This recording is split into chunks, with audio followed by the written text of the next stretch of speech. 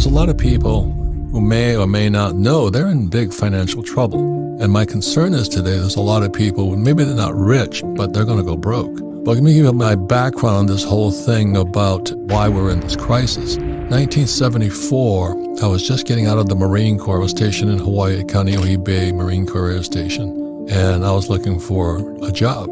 So I went and I got a job with the Xerox Corporation, not because I love Xerox machines, but I had to learn how to sell. And that was the main reason. So I interviewed with two companies, IBM and Xerox. I took Xerox. At the same time, there was this new thing called ERISA, which I really wasn't paying much attention to, but because I was interviewing with people, I kept hearing things called ERISA. And ERISA stands for Employee Retirement Income Security Act. And every time they say the governments tell you they're going to secure your retirement, you know it's toast. I mean, I don't trust my government as far as I can throw it, and you can't throw it anywhere. So ERISA then led to this thing called the 401k. So over the next couple of years, like say 74 to like 78, I saw this exodus of school teachers leaving the profession, because my whole family is school teachers, and they were becoming financial planners. It sounded good, like they're experts and all this. And all I was saying to my sick and not so politically correct dark side, this is the poor leading the foolish. And I said, we're going to have a disaster coming. So you have these guys who know nothing about money, school teachers or all these other people who are just quitting their jobs to have a profession called financial planner. And then they were advising people who knew nothing about money about their financial future. I said, man, there's going to be a train wreck in the future. Well, this is the show. The SOS is here. So if you are an old guy like me, a baby boomer who's had a 401k or an IRA, what I call defined contribution, DC pension plans, this is your show. And if you're a young person with a 401k, I'll take laps around the rosary beads for you tonight because you're an idiot. So this is what this show is about, because you might be in financial trouble, your parents or your grandparents might be in severe financial trouble today, because that 1974 Act, the ERISA Act, which led to the 401k and these IRAs and Roth IRAs, was specially designed for people who want to be told what to do. Go to school, get a job.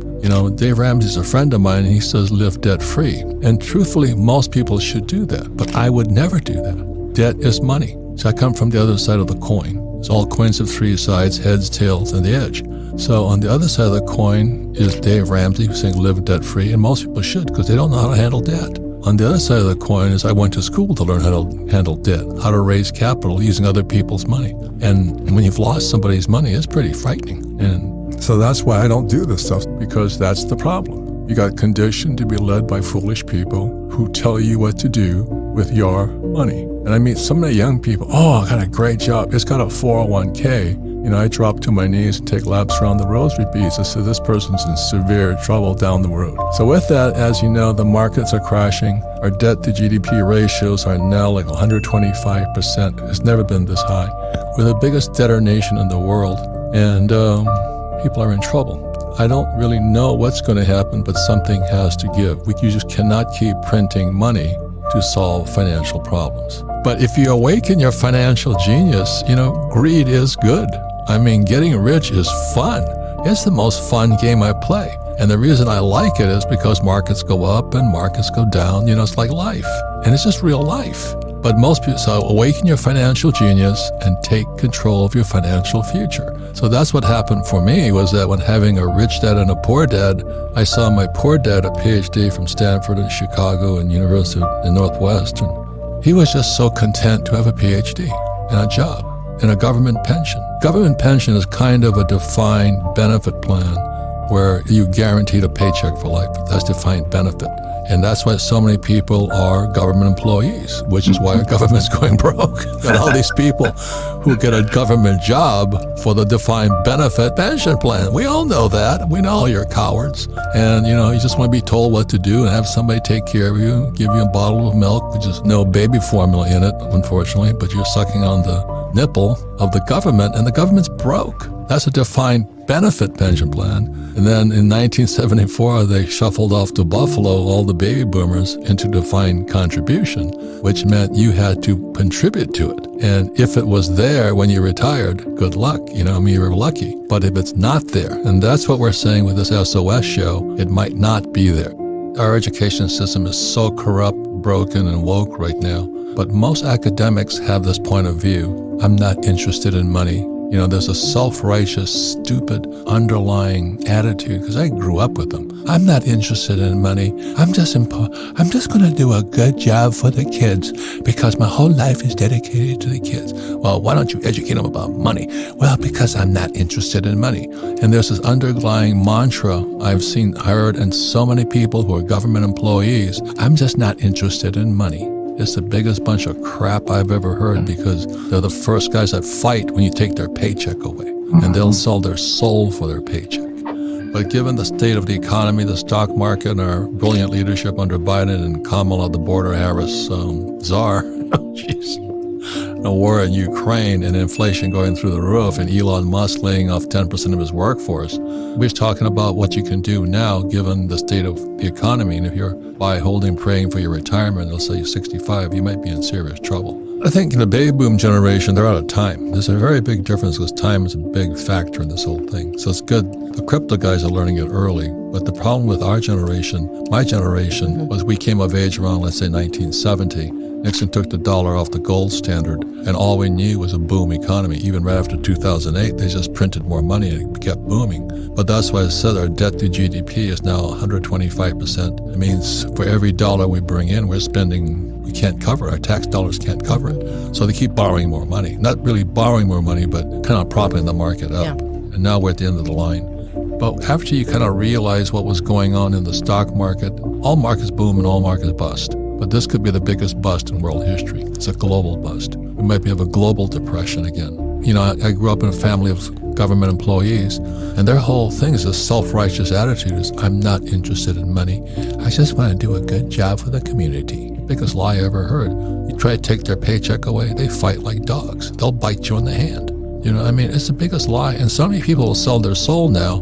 They'll do anything to keep that job. But they're not interested in money because money is the root of all evil, you know. And that's what I hear going on all the time. So anyway, let's start this whole thing off is when financial planners became the fad new profession, you know, every school teacher, not every, but, you know, they were just leaving in droves. Poor leading the blind. It's just shocking what's happened. Our problem is education. I mean, it's so hardcore Marxist right now. That is the communist game plan. It has always been to invade higher education. Yeah. So in 1930, the Frankfurt School sent teachers to Columbia University in New York, and that's when the student protests began. And America became communist through our education system. I'm making more money than ever before today, but because I am a proactive investor. I was just saying to John, I just sold 2 properties that we made quite a bit of money on. And I said, where do you put your money? Well, you put it in cash. I bought Wagyu bulls, you know, breeding bulls. This is a Japanese breeding bull, which I always wanted to be, but never got there. But anyway, I'm in the food business now. And I'm in the oil business, not stock business. I don't trust stocks or bonds. I never have. I don't have any. Well, I do have some, but they're companies I took public. But I am proactive, and most people, like you say, want to be told what to do. So I write about what I do in all my books. There's a difference there. So I just said, just recently I sold 2 pieces of land. I made $400,000, and I'm putting it into Wagyu cattle and cows. And next May, they drop more cattle. So it's called cash flow, you know. It's not that hard to do, but you have to kind of know what you're doing. So my whole strategy, being a Marine and a C student and never been bright in school, I always ask people who are doing what I wanted to do. So my friend who is investing in the bulls, that's what he does. He invests in bulls. And this bull is $500,000, and he breeds, you know, probably several hundred cows a year. And think of all the calves that drop from that. That's leverage. You know, I just kind of like the whole formula, and I like to eat. Now, if you don't like to eat beef, chew on some celery. You know, I don't really care. But you get your little personal dignity up there, and you miss the whole point here. Invest in what people need. People need oil. I invest in it. People need housing. I invest in it. People need food. I invest in it. There's a very big difference, but I invest with people who are doing what we invest in. There's a certain female that's famous on television, especially PBS.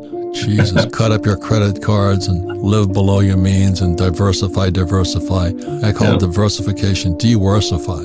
You know, just de-worsify your account. So this person was charged or something, right? And we won't mention her name.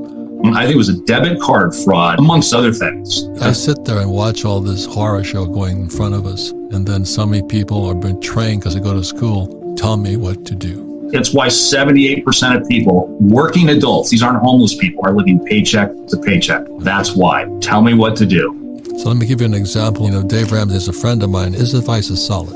Live debt free. But the other side of the coin is somebody like me. And what I studied was, how do I use debt as money? Because debt became money in 1971. So I learned how to borrow money because debt is tax free. Then I invest in property, and then I get my income tax free because of appreciation, depreciation, and amortization. These are tax laws. But that takes study. You don't just do it overnight, but you got to study. If you want to be told what to do, just listen to the TVs and pray. The buy, hold, and pray, I call it. During a crash is when you make most of your money. When Kim and I started off, I don't know how many years ago now, it was miserable. Tenant problems, breakdowns, this, that, painting, costs go above your rents, and you learn management so quickly.